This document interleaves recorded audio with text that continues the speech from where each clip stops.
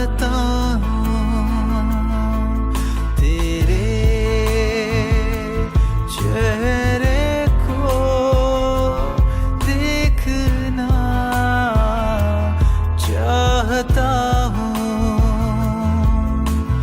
तूने कहा मैं जल्द आऊंगा, तूने कहा संग ले जाऊंगा।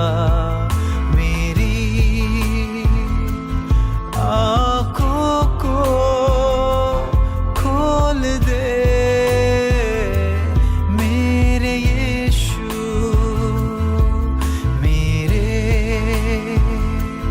कानों को खोल दे मेरे यीशु,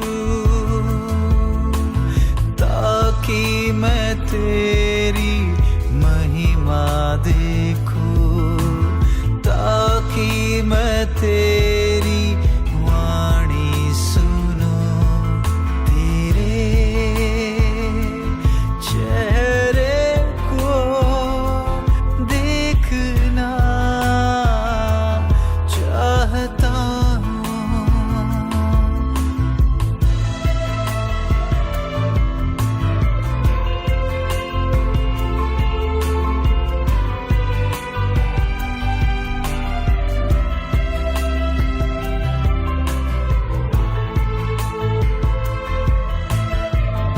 हर रोज जो मुझे देखता है, एक रोज उस यीशु को देखना चाहता, उस यीशु को देखना चाहता।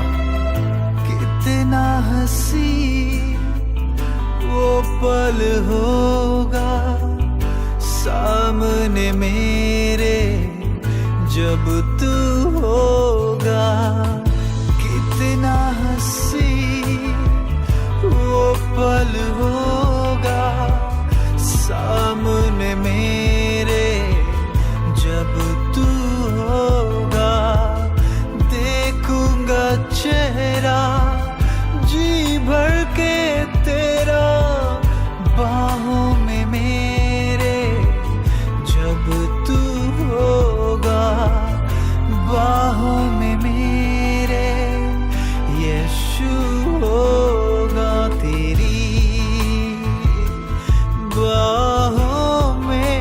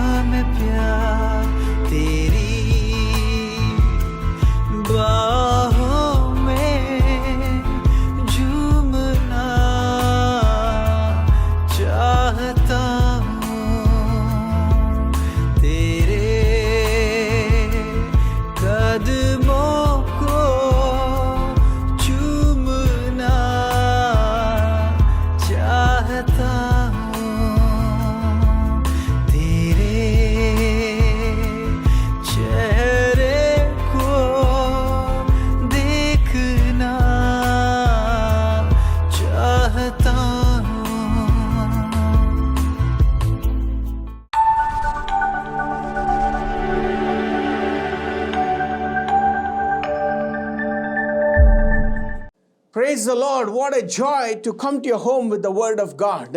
कितनी आनंद की बात है कि परमेश्वर का वचन आपके घर में लाए हैं। Jesus loves each one of you.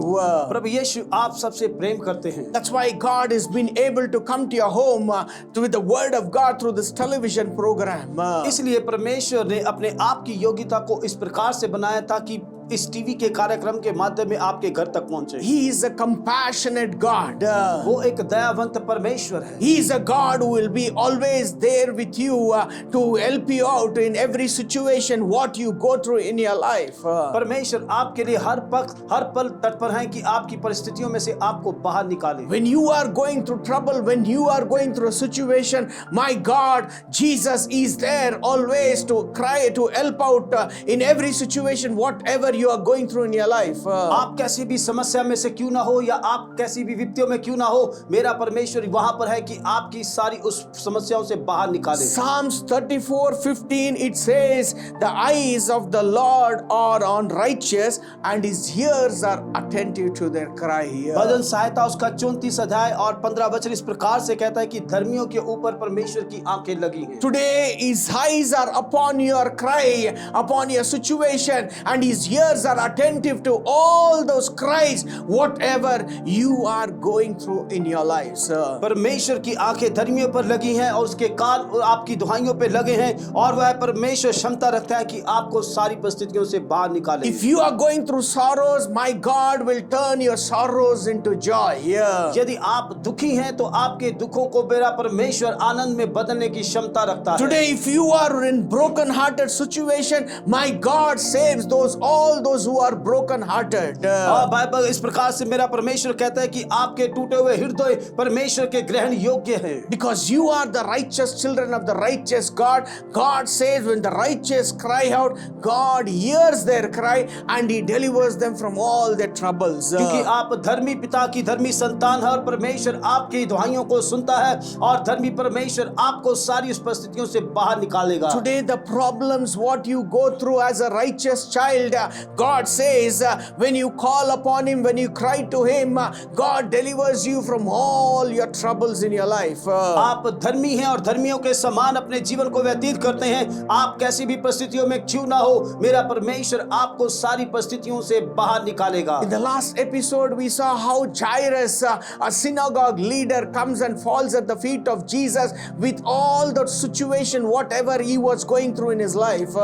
पिछले कार्यक्रम में आपने और मैंने देखा है कि जायरस नामक व्यक्ति किस प्रकार से सारी समस्याओं को लेकर प्रभु यीशु मसीह के निकट आया। And he came and fell at the feet of Jesus, saying, Jesus, it is all over for me. My only hope is in you. Only you can be able to release my daughter out of her deathbed. और जब वह यीशु मसीह के पास आकर कहने लगा, केवल मात्र आप ऐसे परमेश्वर हैं जो मेरी बेटी को सारी परिस्थितियों में से इस बीमारियों से छुटकारा दे सकते हैं। Jairus' only daughter was almost dying and she was on the deathbed and he had lost hope. He had lost all so much of money in order to save her, but nobody was able to help him. But only he was able to come to Jesus because he knew if Jesus comes, he can restore his daughter. क्योंकि जायरस की बेटी समान हो चुकी थी और वह अपनी बीमारी से ग्रस्त थी और मरने की तादाद पर थी। जब यीशु के पास जायरस गया और उसने कहा कि मैं जानता हूं केवल मात्र अभी तो एक मार्ग है जो मेरी बेटी को इस सारी परिस्थितियों से बाहर निकाल सकता है। Jairus' cry was a righteous cry because he was a righteous child of the righteous God. क्योंकि जायरस का रोना एक धर्मी था क्योंकि वो धर्मी पिता की संतान था। And the Bible says he comes and falls at the feet of Jesus and he says, my daughter is dying, please come and put your hands on her so that she will be healed and she will live. Bible इस प्रकार से कहती है कि वो यीशु मसीह के निकट गया और उसने जाकर कहा, यदि तेरा हाथ मेरी बेटी के ऊपर रखा जाए तो मैं विश्वास करता हूं कि वो चंगी हो जाएगी। Whoever went to Jesus, Jesus never told them to come back tomorrow, I am busy, because Jesus, hundreds of people were taking and were following him and bringing people for them to be healed. He was always willing to help people and heal their sickness. प्रभु यीशु ने कभी ऐसा नहीं कहा कि मैं कल आऊंगा या परसों आऊंगा, परंतु हजारों की तादाद के साथ उसके पीछे भीड़ होती थी और यीशु की यही इच्छा होती थी कि मैं किसके पास जाकर उन्हें जिसको चंगाई की जरूरत है मैं चंगाई दे दूं। Jesus agreed and started going to the house of Jairus. और यीशु मसीह ने अपने आप को तैयार किया और जायरस के घर में जाने के लिए। As Jesus was walking to Jairus' house along with all the crowd with Jairus, the Bible says there was a woman who was going through an issue of blood for 12 years. हम देखते हैं कि जब जायरस के साथ यीशु मसीह जा रहे थे और बहुत सारी भीड़ उसके पीछे चल रही थी, वहां पर एक ऐसी स्त्री को हम पाते हैं जिसे 12 वर्ष लहू बहने की बीमारी थी। The Bible says this woman who was going through issue of blood not for 1 year but for 12 years, which was unbearable for her to go through this kind of sickness in her body. वह स्त्री की कोई बीमारी 1 साल की नहीं थी, यह 12 साल से इस स्त्री जो बीमारी के साथ ग्रस्त थी। And she was unable to get healed because the Bible says she had spent all her money onto the doctors, but nobody could be able to help her to come out of the sickness. और Bible इस प्रकार से हमें बताती है कि उसने बहुत सारा अपनी धन संपत्ति उस बीमारी के लिए लगाई, परंतु ठीक नहीं कर पाई थी। And she was getting worse and worse. She was in a verge of almost dying. और इस प्रकार से वो अपनी बीमारी में ग्रस्त होती चली गई और वह मरने की तादाद पर थी। And the Bible says this woman heard about Jesus, about the miracles of Jesus, and she wanted to be healed. और उस औरत ने सुना कि यीशु मसीह यहाँ से निकलने वाले हैं, इसलिए उसने विश्वास किया कि आज मैं चंगी होना चाहती हूँ। Now coming to the woman with the issue of blood for 12 years, the Bible says there was some rules and regulation for people who were going through that issue of blood. They should be kept out of the city. They were not allowed to enter into the city. और Bible और हमें इस प्रकार से बताती है कि जिसे ऐसी बीमारियां होती थी उन्हें शहर के बाहर रखा जाता था, परंतु इन्हें शहर के अंदर नहीं रखा जाता Because था। they were called as unclean people, and they were not allowed even to their homes for them to live in their house. क्योंकि उन्हें इस प्रकार से कहा जाता था कि वह अपवित्र हैं, इसलिए उन्हें घर के अंदर तक नहीं लिया जाता था। And if they found her inside the city, they were in a position to even to stone her to death because she was defiling the city or the house. क्योंकि यह नियम थे कि यदि ऐसा कोई व्यक्ति अपनी शहर में पाया जाए वह पत्थरों के साथ मारा जाएगा। And the Bible says this woman was living all her 12 years outside the city, and she never entered the city nor her home, and she didn't have anybody, but she was living all alone in this suffering for 12 years with the issue of blood.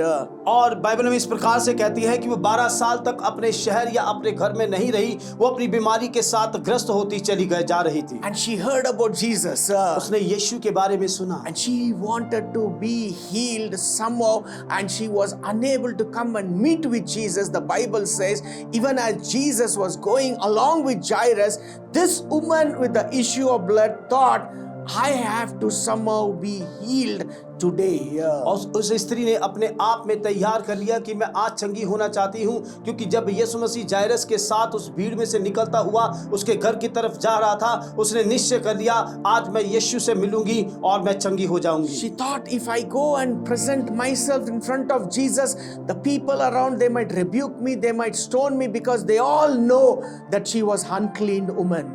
और वो जानती थी कि यदि मैं यीशु मसीह के साथ जाकर मिलती हूँ तो हो सकता है कि लोग मेरा विरोध करें या मुझे पथराव के साथ मार दें। And she was not even in a position to go openly to meet with Jesus. वो अपने आप को इस प्रकार से यीशु मसीह के सामने नहीं लाना चाहती The थी। Bible says she decided to crawl between the legs of Jesus hidingly and to touch the garment of Jesus. She believed that if I touch the garment of Jesus, I will be healed. और उसने इस प्रकार से अपने आप को निश्चय कर लिया कि मैं भीड़ के अंदर जाकर सिर्फ केवल मात्र मैं यीशु मसीह के कपड़े को छूंगी और मैं विश्वास करती हूँ कि मैं चंगी हो जाऊंगी। When Jesus was walking in that crowd, suddenly this woman started crawling between the legs, and slowly she went and touched the garment of Jesus. The Bible says the moment she touched the garment of Jesus, immediately her bleeding stopped in there.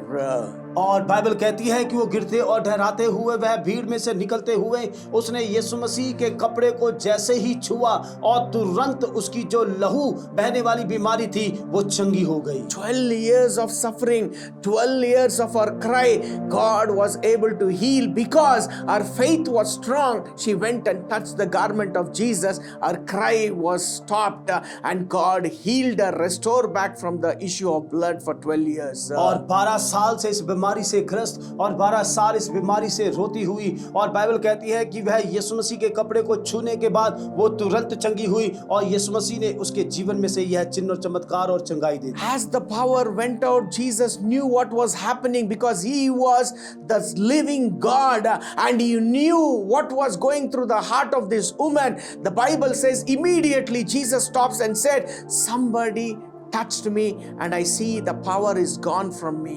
और यीशु मसीह ने अपने शिष्यों को कहा कि हाँ, मुझे किसी ने छुआ है, क्योंकि वो जीवित परमेश्वर था। उसने कहा कि मुझ में से ऐसी कोई सामर्थ निकली है जिसने मुझे छुआ है। Disciples started laughing at Jesus. Lord, hundreds of people are coming around you and you're saying who touched you and you're telling somebody has got healed, but we don't understand who really touched you. उसके शिष्य जो थे वो हंसने लगे और कहने लगे कि हजारों की तादाद के साथ लोग आपके पीछे हैं और गिर रहे हैं, हम इस भीड़ में से कैसे जाने कि किसी ने आपको छू लिया है। Jesus said, the Bible says that Jesus started looking around for that woman, whoever who touched his garment to be healed. और बाइबल इस प्रकार से कहती है कि यीशु मसीह ने चारों तरफ घूम के देखा कि कौन है जिसने मुझे छू लिया है। The woman, knowing what had happened to her, she came trembling with fear and fell at the feet of Jesus and said the whole story, what was she going through in her body and how she received healing. और इसी प्रकार से वह जो स्त्री थी वो रोती और थरथराती हुई यीशु मसीह के पास आकर कहने लगी, मैं वही हूँ। और इस प्रकार से जब वह भीड़ उसे देखने लगी, Jesus said, daughter, your faith has healed you. Go in peace, be freed from your suffering. और यीशु ने उसे कहा, मेरी बेटी जा, तेरे रोग ने, तेरे विश्वास ने तेरे रोग को चंगा कर दिया है। Righteous God healed this righteous woman. Her cry, he wiped her tears and he said, why your daughter, your faith has healed you. Go, you are free from your suffering. और ये धर्मी पुत्री रोने लगी और उस परमेश्वर ने कहा कि हाँ जा बेटी, तेरे पाप क्षमा हुए और तू चंगी हो चुकी है। Jairus was standing with Jesus with all those agonies, what he was going through in his life. And he said, oh my God, we are almost late. What would have happened to my daughter? Whether she is going to leave, whether Jesus is going to come and pray for my daughter or lay hands upon her. We don't know who is going to come to get healed in this crowd. और जायरस जो यीशु मसीह के साथ चल रहा था, हो सकता है कि वो खुद इस प्रकार से कहता हो कि अभी ये तो समय निकल चुका है, हो सकता है कि समय बीतता चला जा रहा है और यदि कोई आया और चिन्ह और चमत्कार हुआ तो हो सकता है कि हम लेट हो सकते हैं, या मेरी बेटी के पास फिर से ही यीशु मसीह जाकर क्या चंगाई करेंगे। Probably he would have thinking negativeness about what is going to happen for his daughter. हो सकता है कि ऐसे नकारात्मक विचार इस जायरस के जीवन के अंदर आते हों। The Bible says his daughter died and the people from his home, they came running to Jairus and said, your daughter is no more. Don't disturb the teacher. Don't disturb the master. Better let's go and bury your daughter. और कुछ लोग आकर इस प्रकार से जायरस से कहने लगे कि तेरी बेटी अभी नहीं है, वो मर चुकी है, इस गुरु को अभी और ज्यादा परेशान ना करें। Now Jairus started crying and Jesus saw the situation and he heard what had happened to Jairus' daughter. The Bible says Jesus said one word to Jairus saying, don't be afraid, but just believe. और जब जायरस रोने लगा और यीशु मसीह उसके पास खड़ा हुआ था और यीशु मसीह ने उससे कहा, हे जायरस डर मत, क्योंकि तेरे आंसू पूछे गए हैं। Don't be afraid but just believe. आप डरो मत, आप विश्वास करें। Don't be afraid, just believe. डरो मत, विश्वास करें। I can do everything for you. मैं तेरे लिए सब कुछ कर सकता हूँ। Today God is telling to each one of you, don't worry about your negative thoughts. Don't worry about your sickness. Don't worry about your family problem. Don't worry about your financial problem, but just believe I will be able to do it for you. आज परमेश्वर कहता है कि आपको डरने की जरूरत नहीं है, चाहे वो आपकी आर्थिक समस्या हो या आपकी पारिवारिक हो या आपकी बीमारी हो, कोई भी आप आज परिस्थिति में क्यों ना हो, हो, डरने की जरूरत नहीं, विश्वास करे, मैं तुम्हारे लिए सब कुछ करने की क्षमता रखता हूँ। Jesus had promised Jairus that he will come and lay hands upon his daughter and his daughter will live.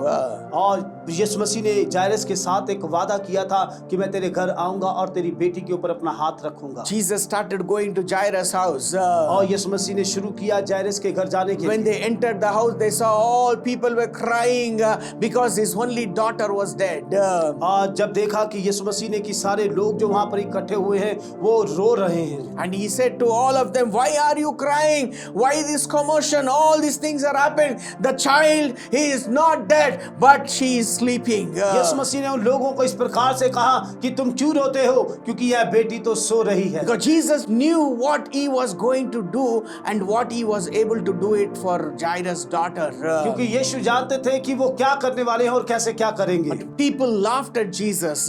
यीशु मसीह के ऊपर लोग हंसने लगे। Jesus sent them all out and he locked the door and he started going to the Jairus' daughter and started laying hands upon her. और यीशु मसीह इस कमरे के अंदर गए और उसने कड़ी को लगाया और यीशु मसीह उस बच्ची के ऊपर अपना हाथ रख के प्रार्थना करने He लगे। took her by his hand and he said one word, Talitha kum. और उसने उस लड़की का हाथ उठाया, उसने कहा कि तलिता कम। And he said, little girl, I say to you, get up. मैं कहता हूँ कि ये छोटी बच्ची तू खड़ी हो जा। Immediately the Bible says, the moment he said, little child, get up, the Bible says, immediately the girl stood up and began to walk around. और जैसे उसने कहा कि हे बच्ची, कहा कि उठ खड़ी हो, वह खड़ी होने लगी और वो चलने लगी। Hallelujah. Hallelujah. Hallelujah. Hallelujah. Jairus' cry was heard and God was able to heal his daughter and he was able to bring back to life. और जायरस के रोने को परमेश्वर ने सुना और परमेश्वर ने उसकी बेटी को फिर से जिंदा किया। Jairus' cry was a righteous cry. क्योंकि जायरस का रोना एक धर्मी The था। woman with the issue of blood, her cry was his righteous cry. और जो स्त्री को लहू बहने की बीमारी थी उसका रोना धर्मी था। Today your cry is also a righteous cry. आज आपका भी रोना एक धर्मी रोना हो, To the righteous God.